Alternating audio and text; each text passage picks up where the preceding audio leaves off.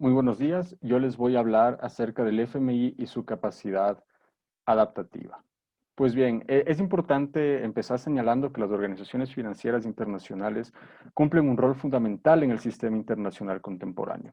Aquí puse dos casos de organizaciones financieras como es el Fondo Monetario Internacional y el Banco Mundial. Pero ¿por qué organizaciones de este tipo son importantes? En el caso del fondo, como todos sabemos, da préstamos a países que tienen problemas con su balanza de pagos, que han tenido hemorragias de divisas y que necesitan soluciones que tienen que ver con la liquidez para enfrentar estos problemas financieros.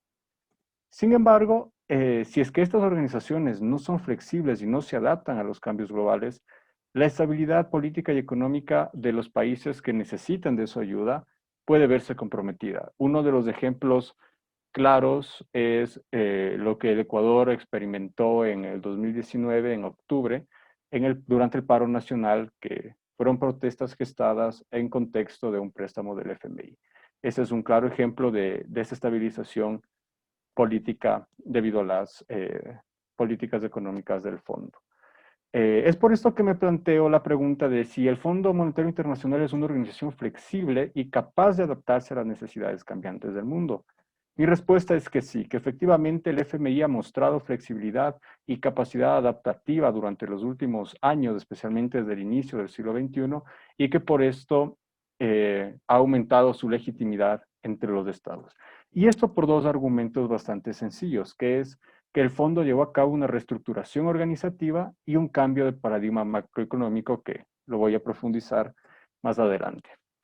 Sin embargo, es importante comprender en qué contexto se gestan estos cambios del FMI. Y es que el FMI sufrió una crisis de legitimidad a finales del siglo XX que tienen que ver con varios aspectos. El primero es con la conexión que tenía el fondo con los consejos del Consenso de Washington. Lo que decía el Consenso de Washington básicamente era que aconsejaba a los países que liberen sus mercados internacionales. Pero esto traía ciertos problemas, como por ejemplo se evidenció en los años 90 en la crisis, en la crisis de salud que sufrió el África subsahariana. Sus países estaban endeudados y tenían que enfrentar una crisis de salud. Lo que hicieron para pagar la deuda fue privatizar los servicios básicos, incluyendo el agua y los servicios de salud pública. El resultado es que los países fueron prácticamente incapaces de lidiar con la crisis de salud y el pueblo terminó muy afectado. Entonces, estas políticas neoliberales estuvieron siempre alineadas con el FMI, que se le veía como un policía que tenía que garantizar el cumplimiento del neoliberalismo en el mundo. Otro punto importante que llevó a la pérdida de legitimidad del fondo era el sistema de cuotas, que en sistema de cuotas no se veían representadas ya las economías emergentes que empezaron a tener un peso importante en el PIB global. Entonces, para empezar con el argumento 1, como les mencioné hace un momento, el fondo llevó a cabo una reestructuración en su forma organizativa y lo llevó a cabo durante varias reformas que fueron procesos que tuvieron lugar en varios periodos de la primera década del siglo XXI. La primera reforma comenzó en el 2005, terminó en el 2008, y la segunda a partir del 2009, y la última reforma, que es sobre la fórmula del cálculo de las cuotas, se dio en 2010. Ahora bien, todas estas reformas estaban pensadas para ser más representativo al fondo. Estaban pensadas para reestructurar las cuotas y el peso que tenía cada país según su peso en la economía global. En el caso de la reforma de 2010, se dan dos puntos interesantes, que es que se dio un traspaso del 6% de las cuotas de los países sobrerepresentados a los países subrepresentados, y asimismo el conjunto de economías emergentes recibe el poder de veto. Aquí podemos ver de manera más clara cómo han ido aumentando el peso de las cuotas, el total de cuotas en el fondo, ¿no? Con las revisiones continuas que el Fondo Monetario ha hecho a lo largo de los años. Bien, pues para avanzar con el segundo argumento, que es el cambio de paradigma macroeconómico que les mencionaba hace un momento, tiene que ver con la separación de los consejos del consenso de Washington. Aquí podemos ver una tabla muy breve de lo que el FMI aconsejaba durante finales del siglo XX y las críticas que empezó a hacer sobre estos mismos consejos ya a inicios del siglo XXI.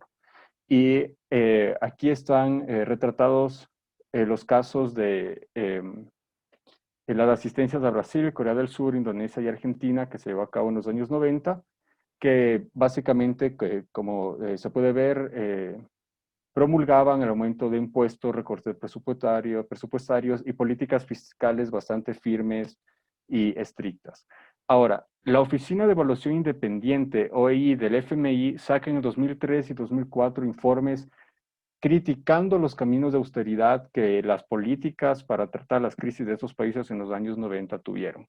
Y entre estas críticas, lo que resalta es que apuntaban más a la falta de sostenibilidad que tenían estas políticas debido a las circunstancias de cada país. Entonces aquí vemos un quiebre del fondo que deja de actuar según la ideología neoliberal y empieza pues a actuar según el expertise económico basándose en las circunstancias específicas de cada país. También es importante el caso de Grecia, que es que el FMI fue el único prestamista que se opuso al camino de austeridad que los otros prestamistas de lo que se llama la European Troika aconsejaban para Grecia, ¿no? Por cuestiones de tiempo, no puedo profundizar demasiado en este caso, pero brevemente, el gobierno de Grecia en el 2015 no pudo pagar la deuda que tenía con estos prestamistas y negoció un trato a cambio de mayor austeridad. Y el FMI se opuso a este trato porque dijo que lo que Grecia necesitaba no era un rescate, sino un alivio sustancial de la deuda y se le debía conceder a Atenas 30 años de gracia, por ejemplo. Y también hizo énfasis en la responsabilidad de la aplicación del plan original, que si este se hubiera aplicado responsablemente, este nuevo rescate con estas nuevas políticas de austeridad que la European Troika le pedía a Grecia nunca hubieran sido necesarias. Sin embargo, la legitimidad del fondo aún está en tela de duda, porque hay movimientos sociales que todavía piensan que el fondo sigue reproduciendo las mismas prácticas macroeconómicas. Aquí les pongo nuevamente el ejemplo del Ecuador en 2019, en octubre. Sin embargo, esta falta de legitimidad del fondo entre los movimientos sociales radica en la imagen de la organización, más no en sus prácticas per se. Es decir, el fondo sigue siendo la imagen de la élite financiera internacional. Y a pesar de que está cambiando constantemente sus políticas. Es importante mencionar también que hay cosas que el fondo debe cambiar, como por ejemplo el apoyo indirecto a proyectos extractivistas, como en el caso de Ecuador, que el proyecto Mirador iba a sacar sus ganancias para pagar el préstamo del fondo, ¿no? Pero, sin embargo, estos cambios que el fondo debe hacer son factibles, especialmente teniendo en cuenta el historial de flexibilidad que ha mostrado el fondo en este siglo. Entonces, finalmente, para concluir, concluyo que el FMI efectivamente ha mostrado ser una organización flexible y por esta razón ha ganado más legitimidad entre los estados, ha hecho más representativo el sistema de cuotas de los estados, dio más peso a las economías emergentes a través del sistema de cuotas y el poder de veto, y ha probado ser pragmático en cuanto a sus políticas macroeconómicas, basando sus recomendaciones en el expertise económico y no en ideologías. Muchas gracias por su atención. Buenos días, Pedro. Buenos días, compañeros. El día de hoy les voy a hablar acerca de la democracia en juego, Latinoamérica contaminada por la corrupción. En primera instancia, debemos hacer un recuento de cómo se ha venido dando el apoyo a la democracia desde 1995 hasta el 2018. Y esto lo podemos evidenciar en esta tabla obtenida a través del Latinobarómetro, en la cual, si bien podemos ver las altas y bajas que ha venido dándose con respecto al apoyo a la democracia, vemos cómo a partir del 2010 se da un descenso en el apoyo a la democracia. Estos datos alarmantes dentro del Latinobarómetro han ocasionado que varios especialistas generen un análisis de estos datos, llevando a crear un nuevo término llamado la diabetes democrática.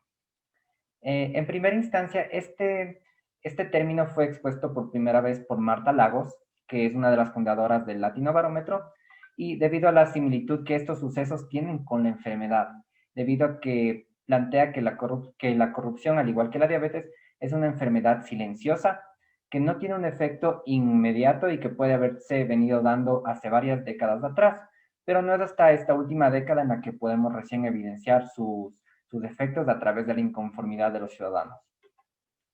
Por lo que nos lleva a plantear una pregunta de investigación, que es si existe alguna relación directa entre los actos de corrupción de los gobiernos con la pérdida de legitimidad de la democracia como sistema político. A lo que respondemos que sí, que los actos de corrupción de varios gobiernos generan una pérdida de legitimidad del modelo de sistema político democrático.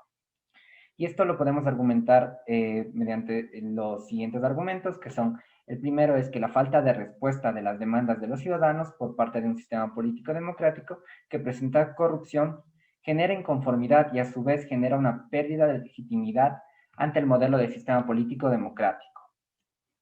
Por otra parte, el funcionamiento de los gobiernos que se encuentran contaminados por actos de corrupción generan el mismo descontento que se vuelve a traducir en la pérdida de legitimidad del modelo del sistema político democrático. Para sustentar mi primer argumento, hablaré acerca del sistema político desde la perspectiva de Easton. Easton nos explica que los ciudadanos expresan sus demandas hacia el sistema político y en consecuencia el sistema político procesa estas demandas y expresa decisiones y políticas que son para los ciudadanos, lo que genera una retroalimentación. Esta retroalimentación hace que los ciudadanos generen un apoyo hacia el sistema político cuando las demandas son escuchadas. Sin embargo, cuando los ciudadanos expresan sus demandas al sistema político y el sistema político presenta actos de corrupción, las demandas no son procesadas en su totalidad, lo que genera decisiones y políticas incompletas, lo que genera una retroalimentación. Pero en este caso no vamos a ver un apoyo hacia el sistema político, sino que vamos a ver un descontento hacia el sistema político, la democracia. Para sustentar mi segundo argumento, me remontaré a hablar acerca de Democracy Index, que es una clasificación que se hace a 167 países por la unidad de inteligencia de The Economist. Esta calificación va en un rango de 0 a 10, en la que 0 corresponde a los estados que no mantienen una democracia, no mantienen una democracia, con un índice de democracia baja, y 10 corresponde a los estados que mantienen una democracia completa. Para generar estos índices de democracia, se ha subdividido en 5 categorías para el análisis, los cuales son proceso electoral y pluralismo, libertades civiles, funcionamiento de gobierno, participación política y cultura política. Pero únicamente nos vamos a centrar en funcionamiento de gobierno, ya que dentro de esta categoría se hace un análisis con respecto a la corrupción que se presenta en cada estado, además de la transparencia que tienen los gobiernos hacia los ciudadanos y la claridad en la rendición de cuentas hacia los mismos. Este es un cuadro obtenido a partir de Democracy Index, en la cual podemos ver las 5 categorías expuestas anteriormente. Sin embargo, únicamente nos vamos a centrar en funcionamiento de gobierno. Dentro del funcionamiento de gobierno, podemos observar que los 3 estados que mantienen un índice de funcionamiento de gobierno alto son Uruguay, Costa Rica y Chile, lo que los coloca como un estado con una democracia completa. Los otros países como Colombia, Argentina, Brasil, Perú, Ecuador, muestran estos bajos índices de funcionamiento de gobierno debido a los altos niveles de corrupción dentro de cada estado, la falta de transparencia que los gobiernos tienen hacia los ciudadanos y la falta de claridad en la rendición de cuentas del gobierno hacia los ciudadanos. Por lo que estos bajos índices afectan directamente al índice general de la democracia de cada estado. Por otra parte, esto se puede ver generalizado a un nivel regional en esta tabla, que nos muestra cómo los índices de democracia de América Latina desde el 2015 al 2019 han descendido. Y esto podemos compararlo con la región de Norteamérica, en la que de igual manera, o sea, en contraparte, a partir del 2015 hasta el 2019 ha habido un aumento con respecto al índice de democracia. Y también podemos hacer una intersección con Europa Oriental, la cual nos muestra que hay de igual manera un descenso con el índice de democracia que va de 8.42 a 8.35, que es únicamente el 0.07% de descenso, que no es un valor significativo con respecto a la región de América Latina, que decayó 0.24 puntos. Esto a su vez es una de las causas por las que dentro de la región de América Latina a dicha región se la catalogue como una democracia defectuosa, lo que ha ocasionado que los ciudadanos se sientan inconformes con este desempeño de la misma y que a su vez genere el aumento de la pérdida de legitimidad con respecto al sistema político democrático. Ahora pasaré a hablar de mi contraargumento y para abordar esto me centraré en un análisis de hecho en 1999 a manos de Hans Kligemann usando la encuesta mundial de valores, el World Value Survey, y publicado en The Critical Citizens, Global Support to Democratic Governance. Dentro del análisis que hace Kligemann en 1999, hace una intersección entre la pérdida de legitimidad de los regímenes y pérdida de la democracia como sistema político. Dentro de este análisis se abordan tres temáticas, que son comunidad política, democracia como ideal forma de gobierno y desempeño del régimen. Como consecuencia de este análisis, Kligemann llega a la conclusión que la presencia de actos de corrupción de varios gobiernos afecta a la legitimidad del gobierno de paso, pero esta no afecta a la legitimidad de la democracia como sistema político. Sin embargo, este planteamiento ya no es nada válido, ya que en la actualidad podemos observar que la presencia de varios actos de corrupción siguen afectando la legitimidad de los gobiernos de paso, pero actualmente sí hay una afectación directa a la legitimidad de la democracia como sistema político. Por lo que en conclusión podemos entender que la baja respuesta ante las demandas de los ciudadanos por parte de un sistema político contaminado por corrupción genera un descontento en la sociedad, debido a que estas demandas no están siendo escuchadas, lo que genera una pérdida de legitimidad del sistema político democrático. Por otra parte, el funcionamiento de los gobiernos de América Latina presentan altos niveles de corrupción, falta de transparencia por parte de los gobiernos hacia los ciudadanos y una falta de claridad en la rendición de cuentas, lo que ocasiona de igual manera un descontento de los ciudadanos de esta región y la consecuente pérdida de legitimidad del sistema político democrático. Y hay que recalcar que si en un pasado, además, hay que recalcar que si en un pasado, si bien no había una correlación directa entre esta corrupción de los gobiernos con la pérdida de legitimidad del sistema político democrático, vemos que en la actualidad sí existe esta correlación. Y esta correlación es directamente proporcional y la hemos podido observar en los datos expuestos anteriormente, tanto del Latinobarómetro como Democracy Index. Muchas gracias.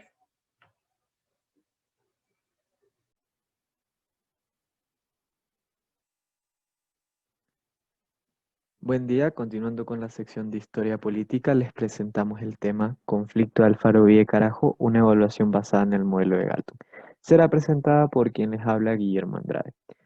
¿Por qué nos tiene que importar este tema? La no culminación de los conflictos internos provoca graves daños en los países en el largo plazo, especialmente porque la polarización afecta al tejido social e incrementa el sufrimiento de las víctimas. Ante esta situación se genera un ambiente donde no se pueden crear o generar oportunidades de desarrollo, un tema que necesariamente nos tiene que preocupar como científicos sociales. Entonces, ¿cuál era el contexto que se daba en Ecuador y en América Latina a finales de la década de los 80? En el caso del Ecuador, durante la década de los 80, especialmente a finales de ella, se alcanzó uno de los picos más altos en los índices de pobreza, únicamente superado por el índice que tuvimos en la crisis del 2000. Por el lado de América Latina, lo que estaba pasando en esta época era una corriente súper fuerte y movimientos súper fuertes revolucionarios de izquierda que se daban en los distintos países latinoamericanos debido a las diferentes inequidades y a los diferentes resentimientos que existían dentro de la sociedad por la pobreza existente. Algo que llevó a cabo estos grupos armados que querían un cambio en el status quo a partir de la violencia. ¿A qué actores vamos a evaluar durante este periodo del conflicto?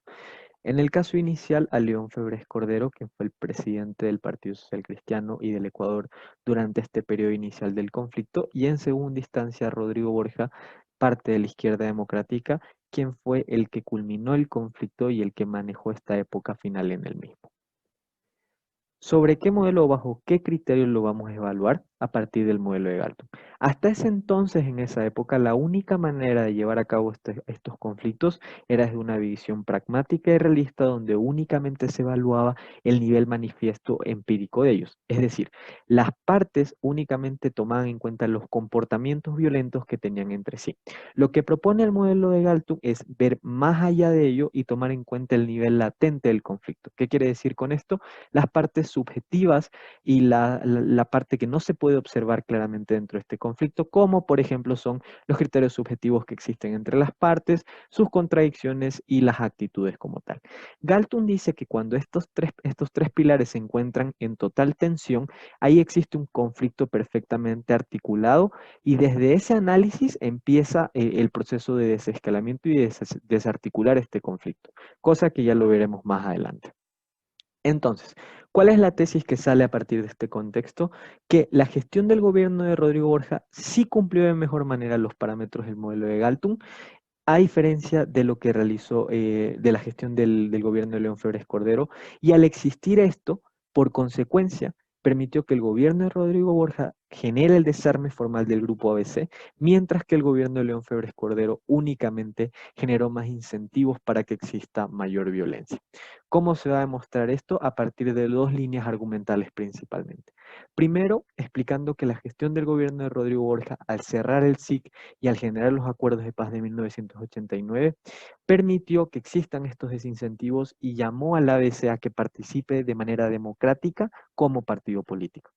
En cambio, durante la gestión de Leo Febres Cordero, lo que ocurre es que se crea el Servicio de Investigación Criminal, se generan varias afectaciones a los derechos humanos y existían persecución y una narrativa criminal frente a ABC, lo que generaba incentivos y generaba este sentimiento de venganza dentro del grupo para generar mayor violencia en el país.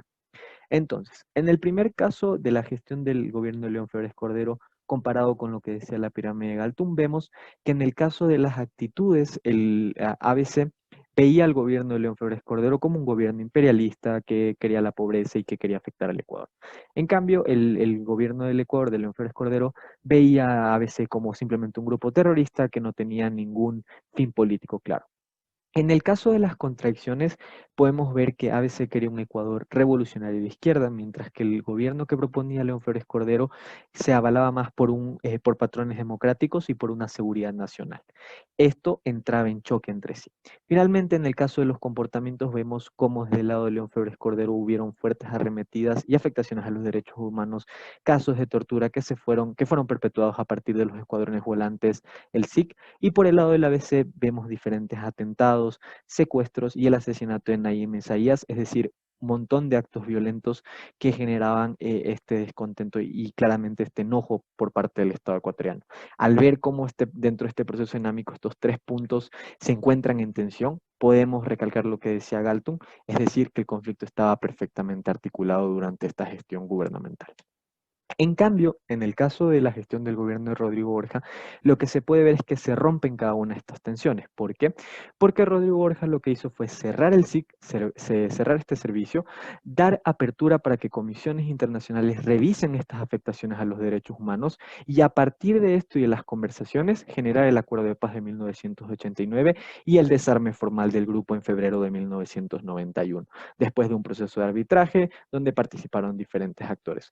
Otra de las acciones que realizó Rodrigo Borja que permitió este desarme formal fueron los incentivos para que el grupo ABC participara como partido político en el sistema democrático ecuatoriano y ya no como un grupo revolucionario violento, es decir, teniendo otro modelo de gestión frente al conflicto. Frente a esto, diferentes escépticos creían que en realidad este éxito que tuvo la gestión del gobierno del Rodrigo Borja se dio únicamente por el crecimiento económico y los programas sociales que él dio, como lo podemos observar en la gráfica y cómo lo podemos nuevamente respaldar por las acciones de la campaña nacional de alfabetización y los diferentes programas de nutrición nacional que tenía el gobierno de Rodrigo Borja. No obstante, aunque estos cambios hayan sido altamente positivos, lo que genera verdaderamente el cierre de este conflicto es que se generaron verdaderos desincentivos para que el grupo ABC dejara de actuar de manera violenta y existiera un verdadero compromiso para el desarme. Al momento en el cual el grupo veía que estos intereses de seguir participando políticamente seguían latentes, pero ya de una forma democrática. Es decir, incluso si se mejoró en aspectos económicos o por los programas sociales, lo que verdaderamente motivaba a este grupo y sobre lo cual trabajó el gobierno de Rodrigo Borja era sobre estas necesidades, sobre estos intereses que tenían y a partir de eso generar el fin del conflicto. ¿Qué tenemos por las conclusiones? Podemos observar nuevamente que aunque los avances económicos y distintos programas sociales hayan mejorado el ambiente en la sociedad ecuatoriana a inicios de los años 90, lo que verdaderamente ayudó a acabar con el conflicto fue la gestión del gobierno de Rodrigo Borja en comparación a lo que se realizó durante el gobierno de León Febres Cordero. Finalmente, que la gestión del gobierno de León Febres Cordero únicamente incrementó la violencia e incentivó a que el grupo ABC continuara con sus actividades por temas de venganza y por tener cero incentivos para actuar de manera asertiva. Muchas gracias.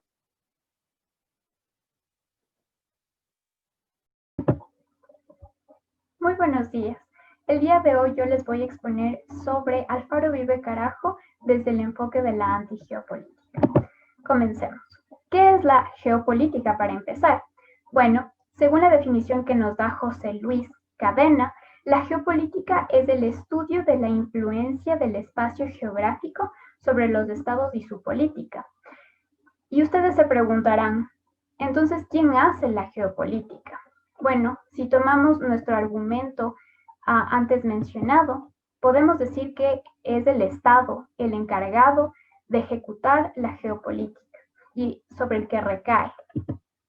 Esto nos abre paso a la pregunta de investigación, que es, ¿será Alfaro Uribe Carajo capaz de influenciar el discurso y el debate geopolítico de una nación, como lo predicho por la teoría antigeopolítica? Bueno, la respuesta a esta pregunta es que sí. Evidentemente, Alfaro Uribe Carajo se ha comportado conforme a lo estipulado dentro de la teoría antigeopolítica. ¿Por qué? Porque se posicionó en contra de la hegemonía del Estado con sus discursos antihegemónicos, antiestatales y antineoliberales inclusive. Ahora, ustedes se preguntarán aquí, ¿pero qué es la antigeopolítica? Para ello tenemos a Paul Routledge, que es el principal teórico de esta perspectiva, y él plantea dos puntos principales dentro de la teoría, que es la resistencia, que bien puede ser discursiva y quedarse simplemente ahí, o ya llegar a unos tintes un poco más violentos, como llegar a ser la resistencia armada, que se le llama. Y por otro lado tenemos a la geopolítica desde abajo. ¿Qué quiere decir esto? Es básicamente la geopolítica que es llevada a cabo mediante medios no estatales, como lo fue Alfaro Uribe, por ejemplo. Entonces, nuestro primer argumento es que Alfaro Uribe Carajo se resistió al gobierno de Febres Cordero, pero no solo en un ámbito discursivo, sino también ideológico, como lo podemos ver aquí, y se resistió a las políticas ideológicas del gobierno y también a la economía que trató de implementar Febres Cordero dentro de su gobierno. Entonces, primero vamos del lado ideológico, veamos ese espectro. Y aquí nos dice que Alfaro Uribe Carajo era de izquierda, efectivamente, pues los principales cabecillas de esta organización pertenecían a un background que era visto desde ese lado. De hecho, ellos se consideraban marxistas. Algunos de ellos, por ejemplo, fueron formados dentro de la Universidad Central del Ecuador y otros pertenecían a la Facultad de Sociología de la Universidad Católica. Es por ello que ya el background nos da una pista de qué tinte ideológico tiene ya este grupo. Por otro lado, Febres Cordero se ubicaba al otro lado del espectro. Él era totalmente de derecha. Recordemos que León Febres Cordero pertenecía al Partido Social Cristiano, que representaba a los oligarcas y a los empresarios de la región litoral de nuestro país. Además, él de por sí era un empresario y trató de implementar políticas neoliberales dentro del gobierno, de su gobierno, perdón. Ahora, dicho esto, pasamos al lado más discursivo de este argumento, que para ello tenemos la ejemplificación de Alfaro Vive Carajo de la toma del diario Hoy. ¿Por qué hacía esto Alfaro Vive Carajo? Y no solo con este medio de comunicación, sino con varios. Para dirigirse directamente al pueblo y manifestar lo que ellos tenían dentro de su ideología como grupo, que era básicamente el decir que eran anticapitalistas, antineoliberales, antiestatales, antihegemónicos, antioligarcas, todo lo que representaba Febres Cordero en ese tiempo que él ocupó el poder, como podemos ver. Entonces, dado y dicho esto, podemos ver que la resistencia sí se cumple. Ahora vamos a nuestro segundo argumento, que es Alfaro Vive Carajo realizó geopolítica desde abajo. Entonces, como yo ya había mencionado antes, puede o no bien ser esta resistencia, porque se une también al anterior factor que es la resistencia, armada, pero no necesariamente, pero en este caso sí lo fue. Entonces, aquí ejemplificando el uso de las armas que Alfaro Vive Carajo implementó dentro de su accionar político dentro de la época de Febres Cordero, tenemos al secuestro de Naim Isaías. ¿Qué es lo que ocurrió aquí? Bueno, Naim Isaías, para empezar, era la máxima o una de las máximas representaciones de la oligarquía de ese tiempo, porque era un banquero costeño, y pues lo secuestraron simplemente para hacer un trueque con el gobierno. Lo que pretendían es decirle al gobierno que les devuelva a algunos de sus compañeros que fueron arrestados a cambio de la vida de Isaías, y también obtener un salvoconducto para irse a Nicaragua. Lastimosamente, todo esto acabó con la muerte de todos los secuestradores y también con la vida de Naim Isaías. Entonces aquí claramente se puede ejemplificar la geopolítica desde abajo, ¿no? Porque trataban de incidir dentro de e irse también contra el discurso del Estado, ¿no? Entonces, la geopolítica desde abajo sí se cumple. Ahora, sí, es cierto que lo que Paul Routledge propone se cumple a rajatabla, pero ahora tenemos en cambio a William Robinson, que también era otro teórico que mencionaba tres características puntuales. Entonces, la primera es la capacidad de cooptar otros grupos. Para ello, primero, el grupo tenía que ser bien asentado ideológicamente hablando para poder cooptar y llegar a otros grupos, lo cual Alfaro Vive Carajo sí lo hizo. ¿Por qué? Porque se dirigía y trataba también de llegar a las poblaciones que no pertenecían a la oligarquía del Estado ecuatoriano, y trataban también como de unirles a su grupo, por ejemplo, los montubios, los negros, los indígenas, y todos ellos. Ahora, tenemos por otro lado que es la creación de un plan económico que se vaya en contra del neoliberalismo. Eso dice William Robinson. Lo cual Alfaro Vive Carajo no plasmó tal vez ya más sistemáticamente este plan económico. Simplemente quedó en un espectro ideológico que tenían como manifiesto el tener una economía un poco más igualitaria, independiente de todo el sistema internacional, para que justamente llegue a ser más equitativa, ¿no? Y lo cual Febres Cordero no quiso, ¿no? Porque al final el neoliberalismo sabemos que no se trata de igualdad. Ahora, pasamos al tercer punto, que es la transnacionalización de las problemáticas. ¿A qué me refiero a eso? Con la transnacionalización de los problemas que estos grupos visibilizan dentro de sus sociedades particulares, lo cual Alfaro Vive Carajo no cumple. Entonces, podemos decir que Alfaro Vive Carajo a la final sí era un movimiento antigeopolítico y se le puede analizar bajo este espectro. Pues sí. Las evidencias apuntan a que Febres Cordero, desde que entró al poder, trató de perseguir a los principales cabecillas de este grupo y los llegó a asesinar, por ejemplo, Arturo Jarrín.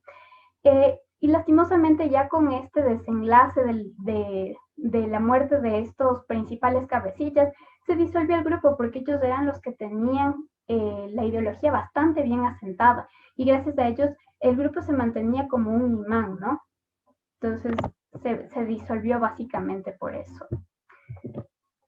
Además, para recordar, tenemos al Batallón América, que, bueno, eso, un ala de Alfaro Uribe Carajo, junto al movimiento 19 de abril y el movimiento revolucionario Tupac Amaru, que era de Perú, trató de implementar, y de hecho sí logró por un tiempo, ¿no? Antes de que se disuelva. No todo el grupo, pero sí parte del grupo de Alfaro Uribe Carajo. ¿Y qué tenía como ideal este grupo? El hecho de pelear bajo los ideales, valga la redundancia, de Simón Bolívar. Entonces, eso tenemos también como evidencia en contra del contraargumento. Ahora, como conclusión, ¿qué podemos decir de todo esto? Bueno, como conclusión podemos decir que la teoría antigeopolítica es un medio efectivo para entender la creación y funcionamiento del movimiento Alfaro Uribe Carajo. Gracias a la visibilización de estos grupos subversivos dentro del debate académico, se refuerza la necesidad de estudiar perspectivas críticas y complementar a los enfoques tradicionales, considerando la falta de teorización que existe dentro de la academia sobre estos grupos subversivos ya disueltos.